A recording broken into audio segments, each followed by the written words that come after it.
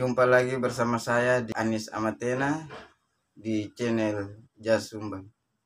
Salam sejahtera untuk kita semua. Saya di sini akan menjelaskan bagaimana cara agar lulus dari ujian skripsi. Banyak teman-teman dari saya yang bertanya, Anis, bagaimana cara supaya bisa lulus ujian skripsi? Karena saya juga sudah pernah alami namanya ujian skripsi. Yang pertama-tama, sebelum kita ujian skripsi, jauh-jauh harinya itu kita sudah belajar waktu melakukan konsultasi skripsi.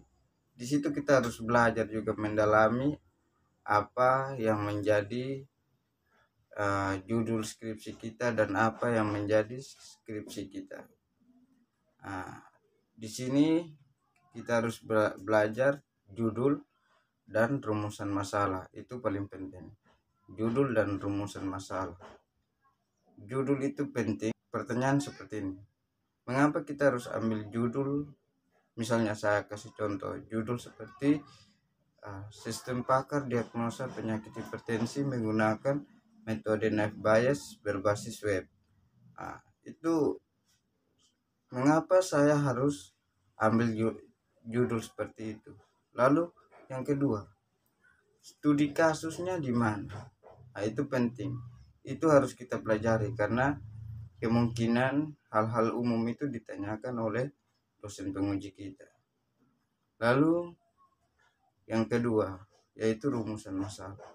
Rumusan masalah itu adalah suatu rumusan pertanyaan yang kita tulis dan kita rumuskan apa saja yang menjadi permasalahan dalam penelitian kita di studi kasus tersebut atau di tempat penelitian kita, apa yang menjadi permasalahannya.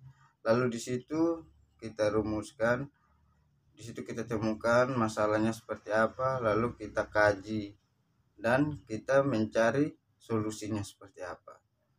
Jadi seperti itu teman-teman.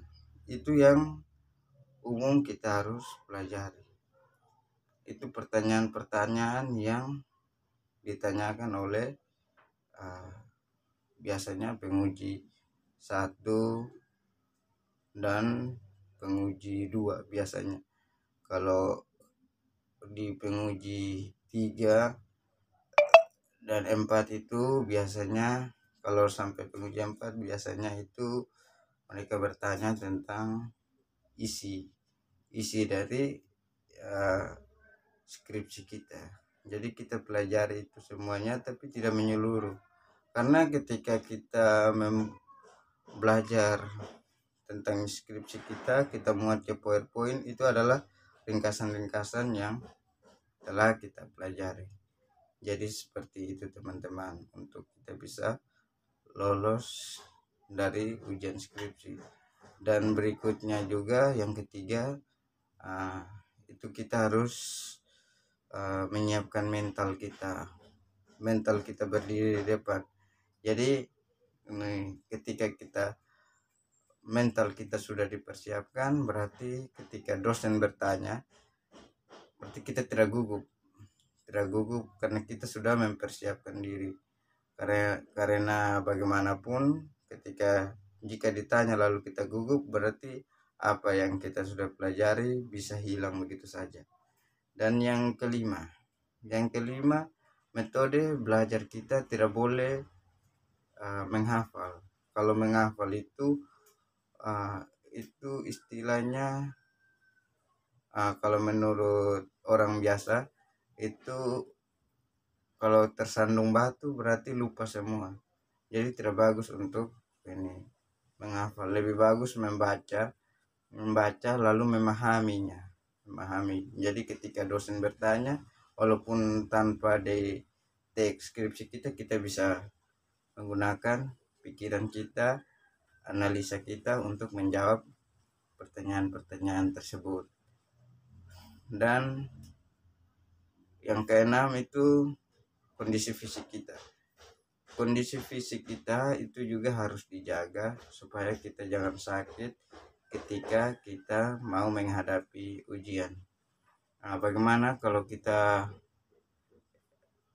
sakit lalu kita menghadapi ujian? Tentunya itu uh, kita tidak bisa untuk menjawab pertanyaan tersebut, atau bisa saja kita tidak bisa mengikuti ujian karena kita dalam keadaan fisik sakit. Nah, jadi seperti itu teman-teman. Nah, itu yang harus teman-teman lakukan.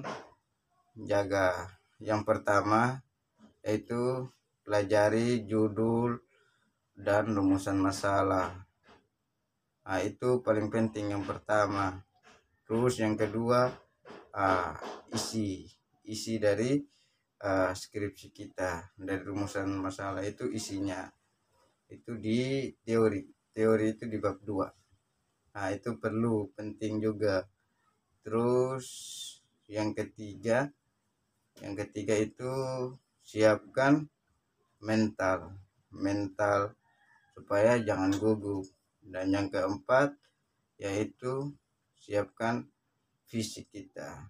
Nah, fisik itu penting supaya kita tidak sakit. Dan yang kelima itu ketika kita proses belajar itu tidak boleh menghafal, tapi membaca lalu memahaminya. Nah, itu mungkin sekian dari saya. Semoga pengalaman ini dan semoga pengalaman saya bisa menjadi tolak ukur untuk teman-teman agar ke depan saat mengerjakan skripsi untuk adik-adik yang mungkin sekarang dalam penyusunan skripsi dan mau mengikuti ujian, supaya belajar dengan sungguh-sungguh agar bisa lolos dari ujian skripsi dan membuat orang tua bangga. Salam dari saya, Anis Amatena. Sampai jumpa. Shalom.